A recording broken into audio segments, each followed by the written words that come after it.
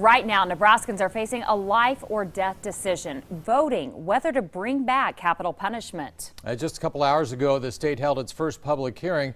Our Don Gurnice was there. And Don, what did people have to say? It was clear some people had their minds made up one way or the other. It was also clear some people just weren't quite there yet.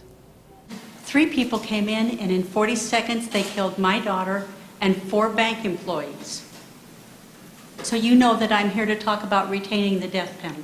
Vivian Tunnell's mind is made up. Her daughter was killed by bank robbers, and she wants them to face what she did. She's traveled up and down the state to get petition signatures. She wants the people to vote. That's her 3-year-old and 5-year-old that never got to see their mother after she went to the bank. A majority of people at Tuesday's hearing did not agree with her. The death penalty does not bring closure to victims' families.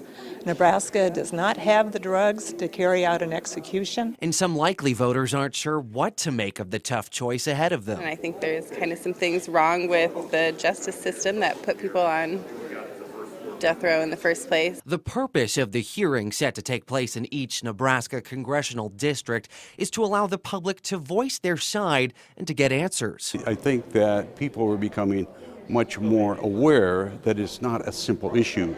The death penalty is a very complex issue. And the actual wording on the ballot itself has already been an issue for some. I didn't really know which box I was supposed to mark because the wording on it just seemed very confusing to me.